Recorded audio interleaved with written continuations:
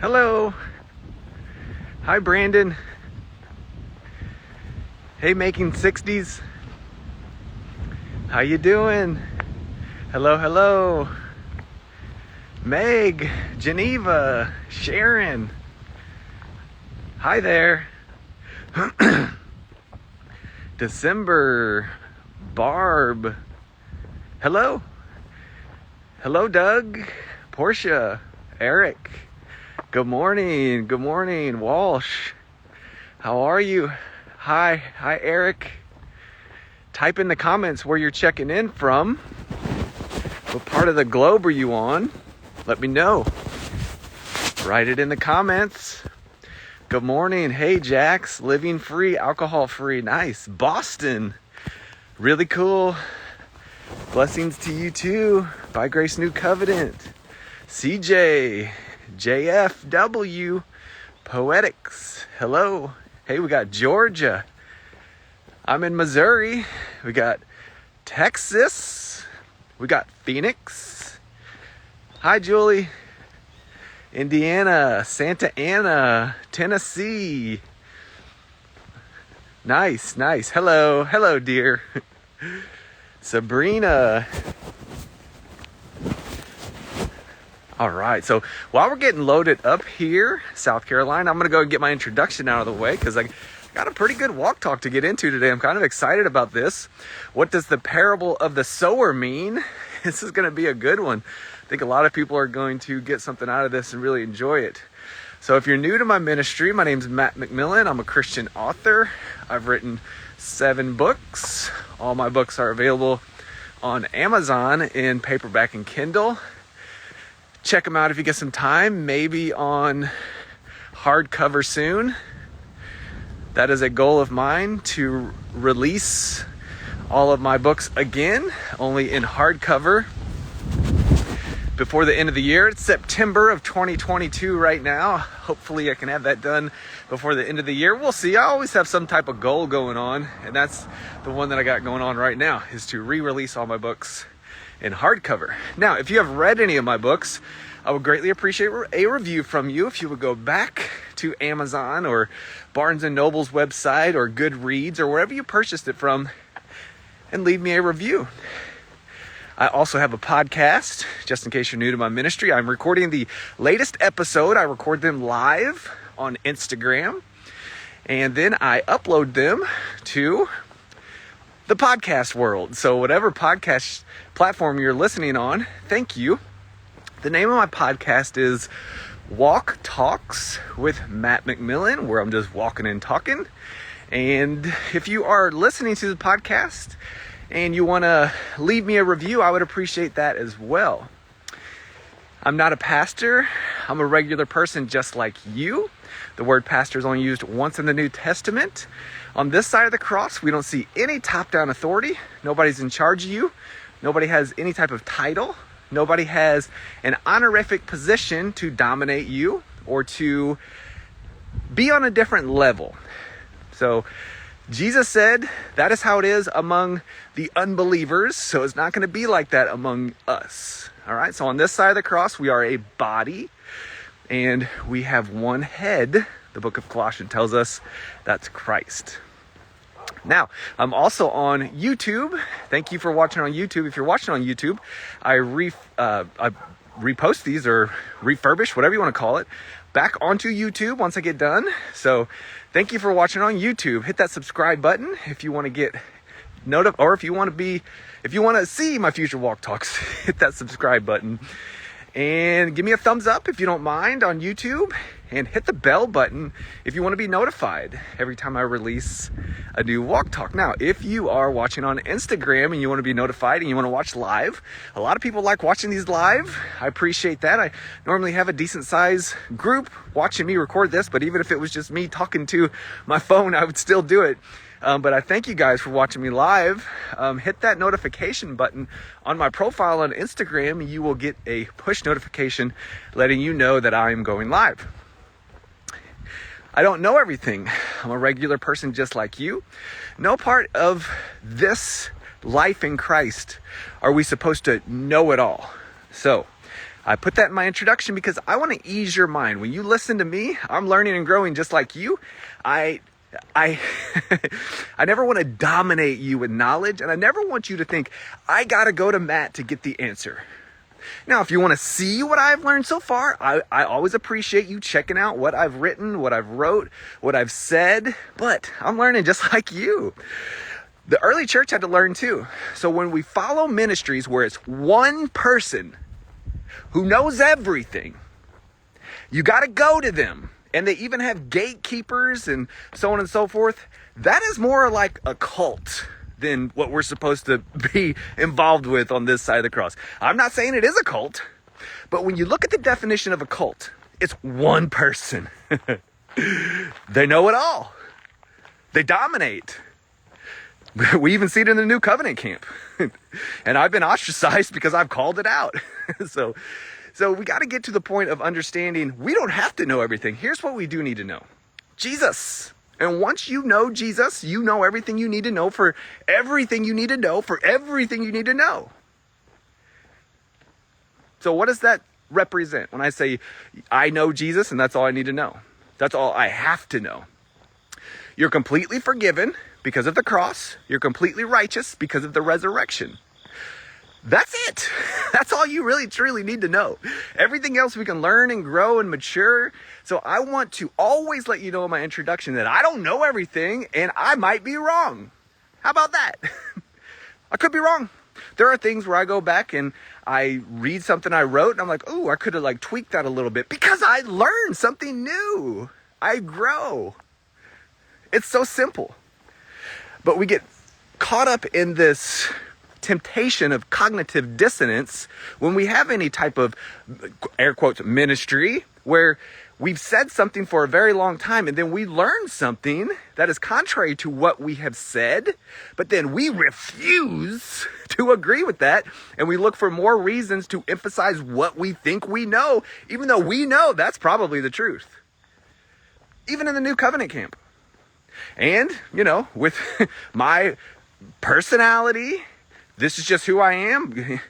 I call it out. And I don't ever want anybody to think I'm here to divide because that's not my goal.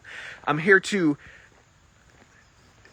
not posture, not puff up certain individuals, certain groups, certain ministries. And sometimes people don't like that and I'm not their cup of tea and they don't want anything to do with me anymore after that. I get it. But if that's you, and you're watching my ministry and you're like, oh, I just really don't like this guy, but I'm just going to watch him just because I want to prove him wrong. Okay, that's fine.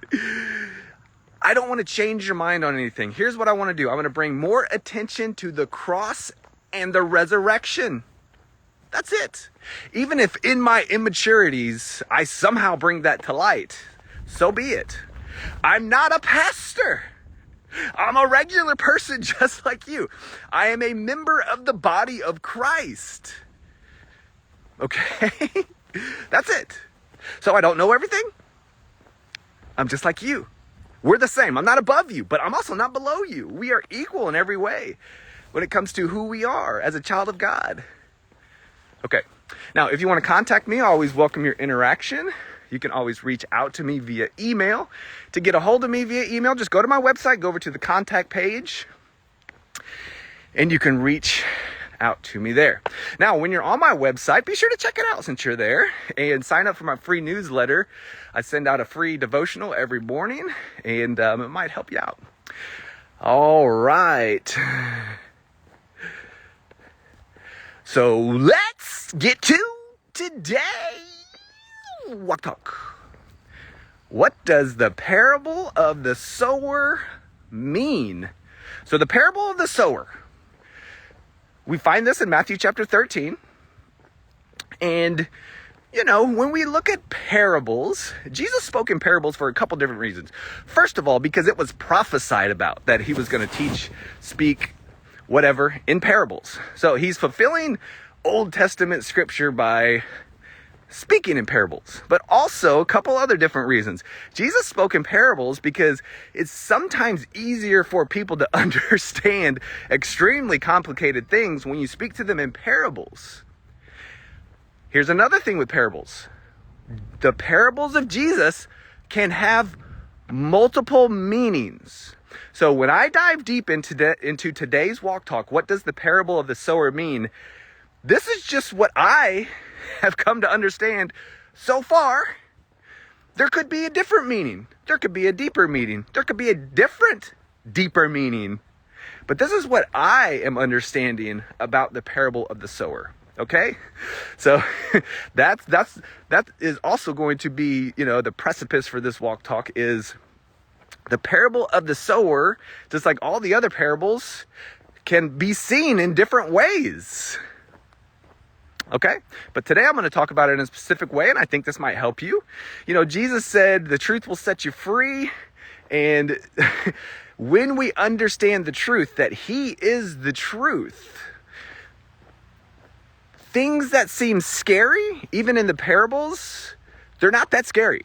When we are looking at everything from a new covenant perspective, also when we are viewing what Jesus said in light of the covenants, the old covenant, the new covenant. Keep in mind, the old covenant was still in place until Jesus went to the cross. So Paul told the Galatians that Christ was born under a woman, of a woman, not under a woman. Well, he was born under a woman as well. Christ was born of a woman under the law. Why? To redeem those who were under the law. Okay? So he had to be born under the law, which is those who had the law, the Jews, those who had been freed from slavery in Egypt. And in Exodus, they were like, we will do everything written in the book of the law. Okay? He was born under that covenant. So when Jesus taught these parables, he spoke in the old covenant. He taught the true standards of the old covenant. So he was born under the law of a woman. Why? Because God had given dominion over this planet to humanity. So he had to be born of man and God. This is why he's called Son of Man, Son of God. He had to be both. Okay, and this was also prophesied about in the book of Genesis, that the seed of the woman would crush the serpent's head. So, from the beginning, the Bible is about Jesus. Now, when he spoke in the parables, he spoke to those who were under the law. The new covenant did not come into play until the old covenant was finished, obsolete. Some people say Christ did not come to abolish the law. He didn't. It was fulfilled. Now, that's a whole nother walk talk. That passage, I did not come to abolish the law. A better translation of that is, I did not come to destroy the law. Now, when we look at the epistles, we do see that the law is abolished. We see that in the epistles, the law is abolished. But that's only for those who have believed. So if you want to put yourself under the law, you have to follow it all. It's not abolished for you in your mind. Now, legitimately, it is abolished. But you are allowing yourself to be under something that, first of all, unless you're Jewish, you weren't even allowed to follow. Secondly, you got to do it all.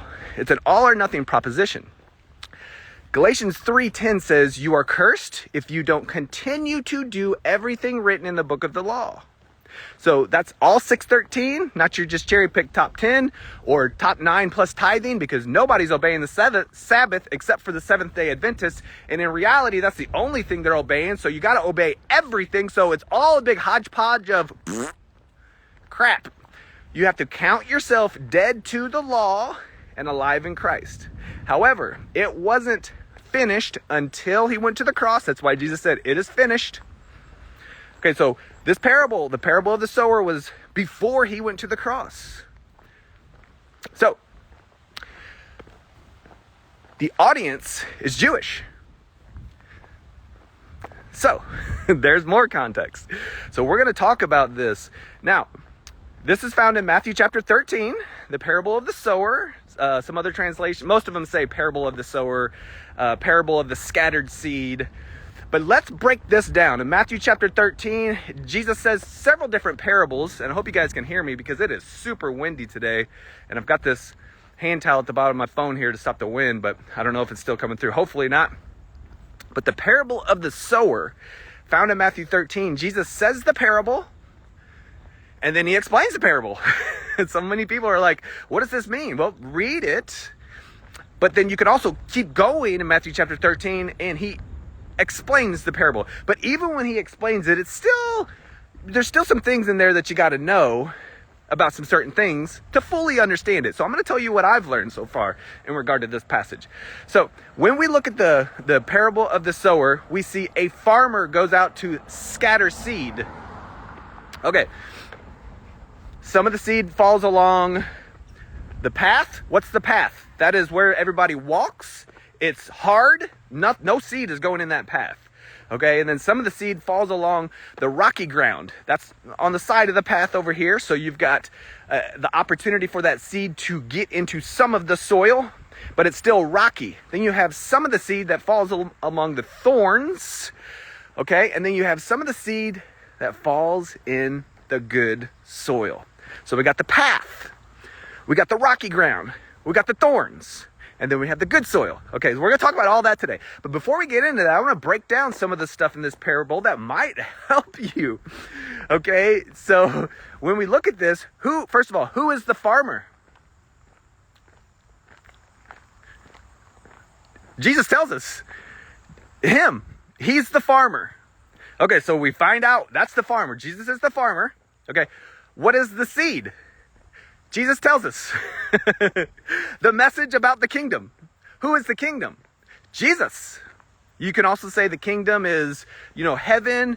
The kingdom is the gospel. But the seed is the message about Christ. It is Christ. It is the message. It is the gospel. It is the kingdom. Okay, so we got the farmer is Jesus. The seed is the message about the kingdom. Okay, and then we have the word. We see the word used. Now, when we see the word in context in Matthew chapter 13, it is not talking about the Bible. Okay, I'm going to repeat that for emphasis because a lot of people will say, you got to get the Bible in you. If you don't accept the Bible, it's because your ground is rocky, or your ground, it won't accept it because of Satan, or your ground is choked by the thorns. No. In context, this is not talking about the Bible. So, the word in Matthew chapter 13, the Greek for the word is Logon, or Logon, however you want to pronounce it. Logon. What does Logon mean? That which is said. Woo, right there. That should help so many people understand when you see the word, when you see the words the word in Matthew chapter 13, it is not talking about the Bible. It is talking about that which is said. What is that which is said? The words coming out of Jesus' mouth. So when you receive the word, when you receive that which is said from the farmer, who is Jesus, starting to make sense? Okay, now let's talk about, I'm going to back up just a little quick side note on this the word deal, because we see the word. So many people say, I got my word. This is the word. I got my Bible. My Bible is the word. The Bible never refers to itself as the word. How could it? It wasn't even compiled until around 400 years after Jesus. So what were they saying between that time and even during this time where Jesus was speaking and the Bible wasn't written? Do you see our modern... Oh, calm down. I just got triggered. Our modern... I'm not smooth going off today. I'm gonna pump my brakes. Everything's gonna be all right. Just stick to the message today. Some people message me and they like it when I get out of control, but honestly, I just want to just keep it nice and steady. And I'm not getting out of control today. Okay, we're going to keep this proper and gracious, okay?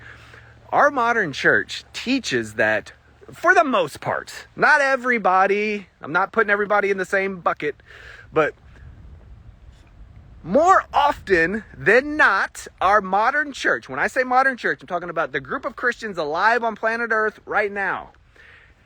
So many of our pulpits say the Word, and they hold up their Bible. So now everybody thinks that the Bible is the Word. It's not.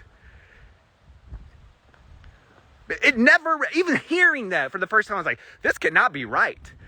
But it's because I heard it for so long, and then they think I'm saying something's wrong with the Bible. I'm not saying anything is wrong with the Bible. I'm saying that the Bible is not calling itself the Word because it can't.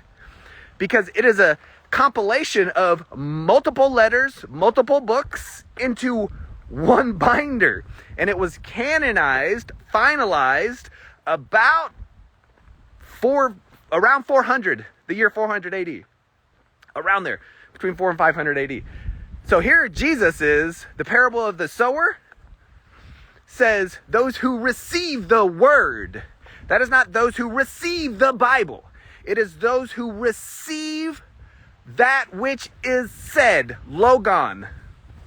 All right, now, we also see in John 1:1, he says, in the beginning was the Word.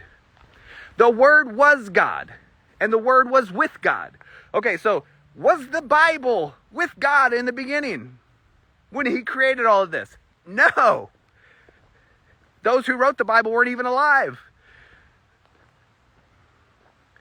In the beginning was the Bible? No. In the beginning was the Word. The Word was with God. The Word was God. So is the Bible with God? No. In John 1:1, no. Is the Word God? No. So when we see the Word in John 1:1, it is Logos. Logos. And this translates the Word with the capital W, because it is speaking about the Spirit of Jesus Christ. Okay, so there's the two instances of the Word in Scripture. You have Logon, that which is said. You have Logos, which is the Word. In the beginning was the Word. The Word was with God. The Word was God. Jesus. Okay, so when you read the book of 1 John and it says the Word, it's always talking about the Spirit of Jesus Christ. Those who have Logos in them, in here. Those who do not. So many people want to say those who have the Bible in them. No. Okay, so you got Logos, you got Logon. In Matthew 13, it is Logon, Logon. Logon, however you want to pronounce it. But that's the next thing. So you got the farmer, it's Jesus. You got the seed, is the message about Jesus. You got the Word, that which is said. That which is said. That which is said. Oh my gosh, if I could just renew your mind to that one thing, it's going to help you so much, because these people did not receive that which is said, even though they had heard that which is said. Logon.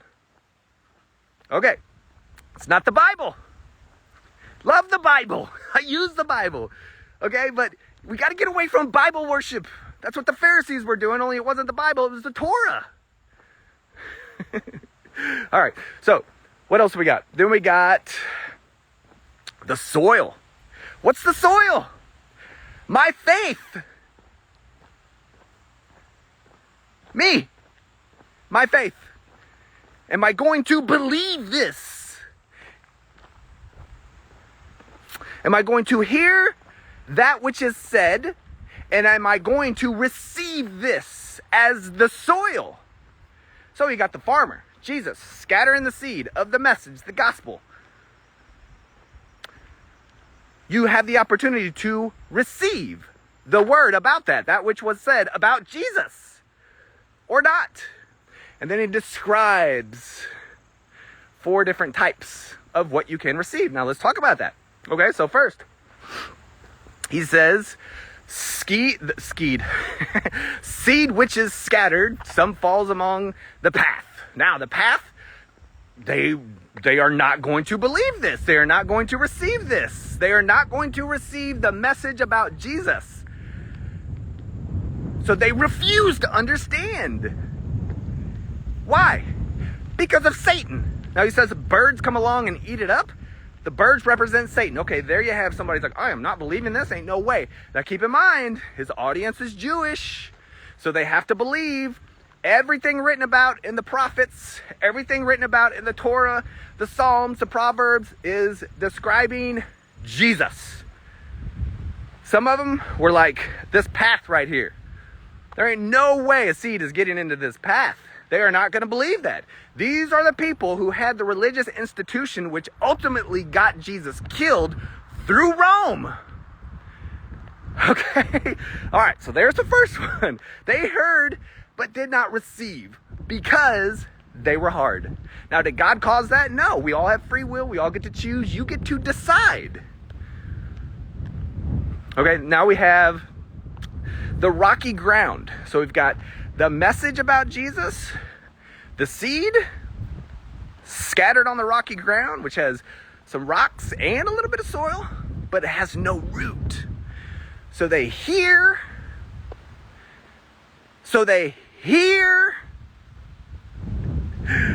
they get excited, and then in their excitement, great joy, it grows. They believed. Whether or not it believes or not, we cannot tell based on this parable. I'm not going to say whether they did or whether they didn't. But here's what we do see. We see that because of troubles and persecution, it withers. It's gone. No fruit, nothing grew after that. Troubles, persecution. So what would this audience be troubled by? This is not the Messiah. How dare you heal somebody on the Sabbath? This man is a sinner. He does not obey the Sabbath. You got all these people who were persecuting those who believe Jesus. Persecution, trouble. Whether or not he's a sinner, I don't know. All I know is I was blind and now I can see. But you have a point.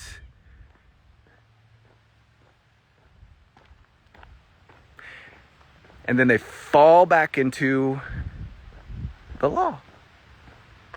It doesn't say the law. I put that in there, but it says they fall back or fall away. Where else do we see this? Galatians, Hebrews. What were they falling back into? Judaism. In Galatians, they were trying to perfect themselves through circumcision because James had come in behind Paul and was attempting to Judaize the Galatians. James is mentioned 3 times in the book of Galatians in a negative sense. And what was James doing? Pushing the law in with the gospel. We see this in Acts chapter 15. We see this in Acts chapter 21. And these people who had began with the Spirit were falling away from grace in their minds, not in their identity. We all can struggle with this. Just because you struggle with some type of legalistic error does not mean you're not saved anymore. It means you're falling away in your mind away from grace. And then we also see in Hebrews chapter 6. What is the context behind Hebrews chapter 6? You know, so many people say, you can fall away. Just look at Hebrews chapter 6. They fell away. But what's the context? Are you a Hebrew? Are you doing temple work? Okay, so that's the context. The context is falling back into temple work, animal sacrifices. Are we doing that when we struggle with some type of error? No. So we are not falling into Judaism or falling away from our salvation because we're sinning or because we're not doing something or because we are doing something. So Hebrews chapter 6, the great and all-powerful, you can fall away right here. You can fall away. Stop. You're not Jewish. This is temple work. read the whole context of the whole section of scripture. And in reality, this is saying people who heard the message. Here's one option. There's two different options here, and I am not picking either one of them, but here's what we do know. One option for Hebrews chapter 6. It is people who heard, they had tasted, but never swallowed. The author says they did not drink in the rain. And then he continues, but we know that you guys have. So he doesn't know who has and who hasn't, but if the shoe fits, wear it. Okay, that's one option. You know, taste tested, did not buy the product. Tasted the water, did not swallow it. And who is the water? It is Christ. He is the living water. We see this in John chapter 4, where you will thirst no more. You won't have to come back to this well again. Okay, so that's one option. Okay, and then we've got another option. This is rhetorical, as in, once you have believed and you have tasted and you have swallowed, it is impossible for you to be brought back to temple work repentance. You can't go back and do more of that. Go ahead, you can try, but that's not doing anything for you. It is impossible for you to fall away from your salvation. It is impossible for you to lose your salvation. The only way you can lose your salvation, the next chapter tells us, is if Christ dies again. But yet he is able to save you completely because he always lives. Deal with it. Deal with it.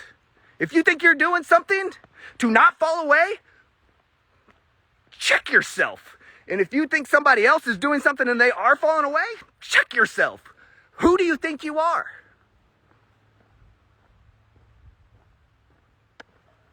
Not you guys. Somebody. Somebody in the future who's watching this or listening.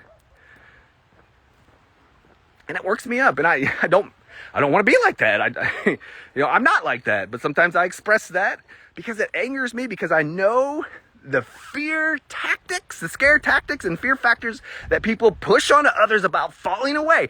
You cannot fall away. You cannot lose your salvation. You cannot be unborn from God. Your old self died. You were crucified. You were reborn.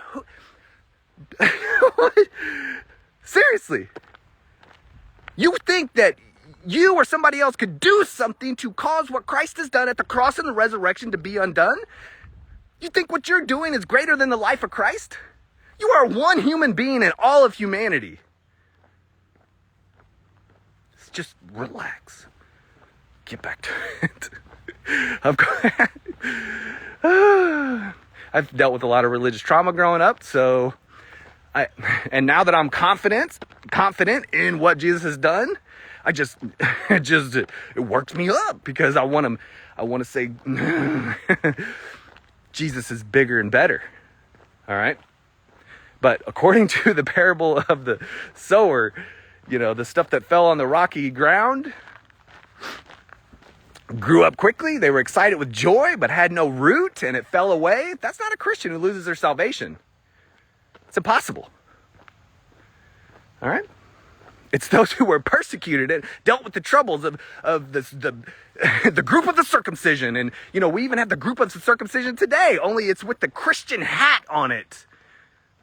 Whatever, just get back to the message, would you? All right, let's get to the next one. We got the farmer who throws the seed, and some of it lands in with the thorns. So what's the thorns? Okay, because the thorns choked it and it became unfruitful. Why? Why is it that certain individuals will hear this message, but when they hear it, they're surrounded by legalism? That there's no way they can they can express anything from the fruit of the Spirit, or from the Spirit, this fruit of the Spirit. There's no way. They are just surrounded by everything contrary to the good news of God's grace. They grew up in it, or they're in a part of the world where it's impossible for them to actually say, yes, the cross was a huge success. The resurrection was a huge success. I'm completely forgiven. I'm completely righteous. And now I'm maturing, learning, and growing. And there's nothing I can do to undo this, because I believed once in my life by grace through faith. But there's so many thorn bushes around them, they can't express it. This happened here. They heard the word, that which was said about Jesus, about the gospel, about this good news, about the new covenant, about this is the Messiah, this is who everybody was talking about, all these prophets. But what happened? The worries and the deceit, the worries of this world. What's the worries? Jesus talks about the worries in Matthew chapter 6. Who was the audience? Those who were following the law. How can you even add 1 hour to your life? And he's telling them, stop worrying about this stuff and trust me. But the people in the Sermon on the Mount, the audience, they didn't get that. They wanted to worry. Not trust Jesus. You're not the Messiah. Our Messiah is going to be a great military leader, not you. I know you. You're Mary's son. You built my house. Whatever. Okay, so they didn't believe him. So they had the worries of this life. And then you got the deceitfulness of riches, or the deceitfulness of wealth. Why would he say that? Because he also says, use your wealth to gain friends. So why would he say the deceitfulness of wealth chokes it out and it does not produce anything? It is unfruitful. Because this audience is Jewish. And according to the Old Covenant in the book of Deuteronomy, God said, I will make you wealthy if you obey the commandments. So, there was nothing wrong with that part. That's fine. Obey it. You'll get healthy and wealthy. That was God's promise. But they still didn't believe God. They wanted to obey more commandments in order to be more wealthy. Therefore, they did not care about mercy. They neglected weightier matters of the law, and they overlooked everything that the law was trying to do. What is it trying to do? Romans chapter 5, the law was brought in so that sin would increase, so that grace would increase. I didn't make this up. The law came in so that sin, the realization of your flawedness, would increase as an unbeliever, so that you will trust God by grace. The old covenant, which is older than the old covenant, which was brought in through God and God alone, and promised to Abraham, is older than the old covenant. Therefore, the new covenant is older than the old covenant, but the old covenant was brought in because they needed to be taught, you need grace. So the deceitfulness of wealth, which choked them out in the parable of the sower, is the Jews who were looking to the commandments of Moses in order to be wealthy. This is why all the prosperity preachers go back into the old covenant. They pull those passages out and then they use it as if God is that. He's not. It doesn't work like that after the cross. And you're not Jewish. So you can create narcissism all you want and try to apply that stuff to you and say, God's going to bless me with great wealth if I. That's exactly what the unbelieving Jews were doing. The deceitfulness of wealth. So they still didn't believe God. Therefore, they were unfruitful. And that which they had heard did not produce any crop. Then we get to the next part. The good soil. This farmer scatters the seed. It falls on the path. You know, if this was back then, it would have been this asphalt. You know, but it was still hard as a rock. There ain't no seed going into that ground where they all walked. And then you got the rocky ground. Okay? And then you got the thorns. And then you got the good soil. What's the good soil? What's the soil? It's what you're going to believe. So, could they become good soil? This is where the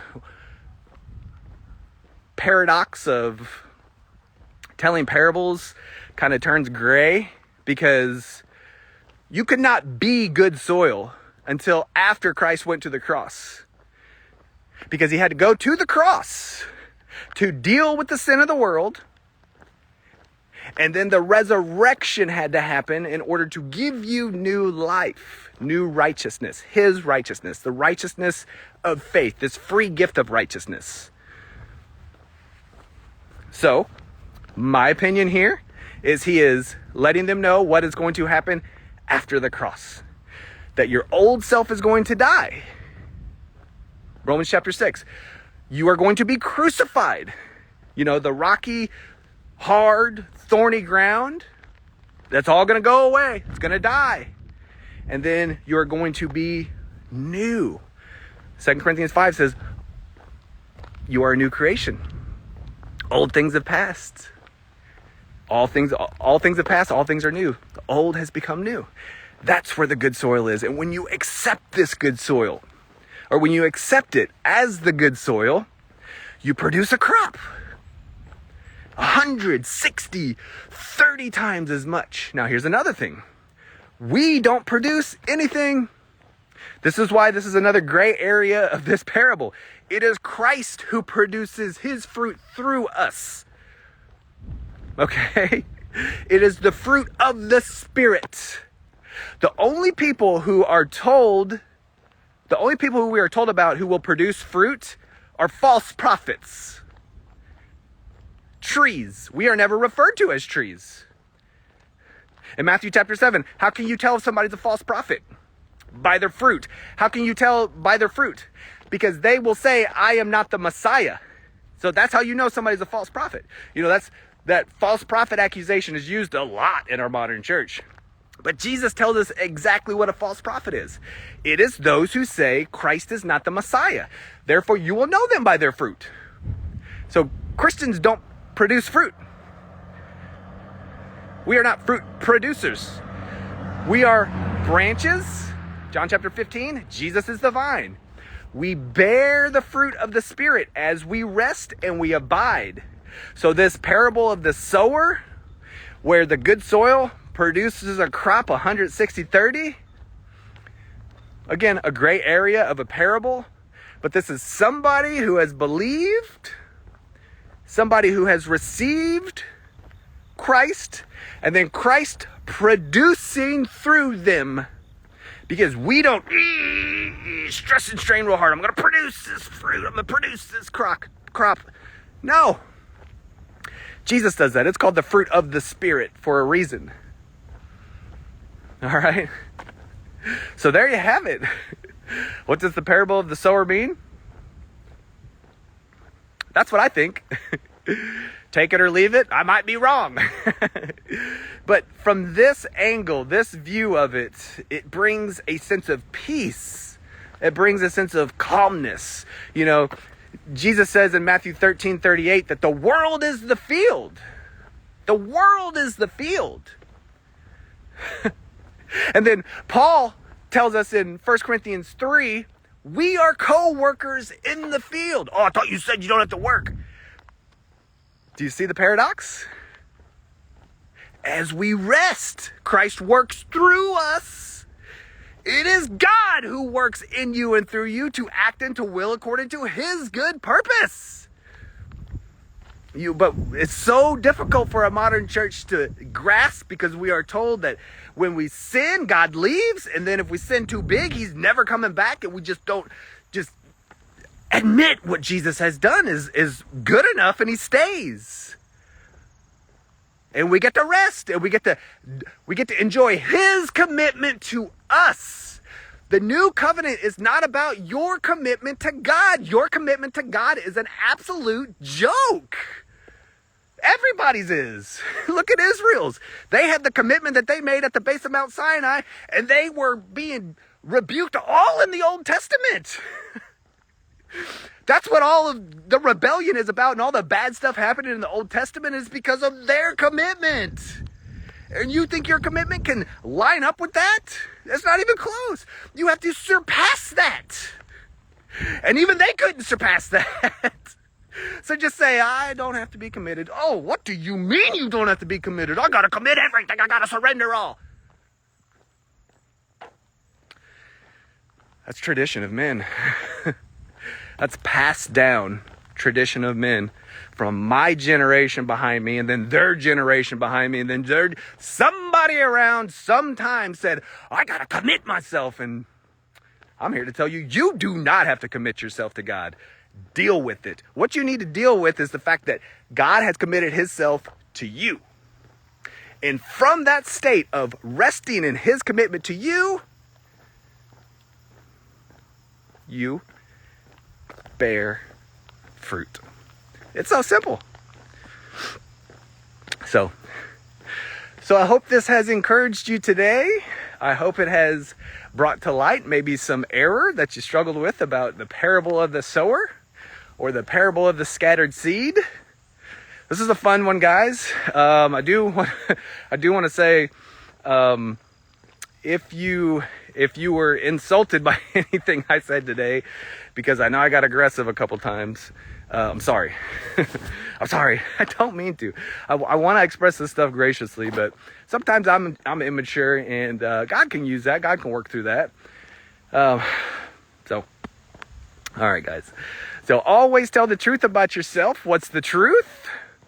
You're righteous. You're holy. You're blameless. You're a new creation. You're a child of God. There's nothing wrong with you. You are awesome. So always tell the truth about yourself and always be yourself. Love y'all. Bye.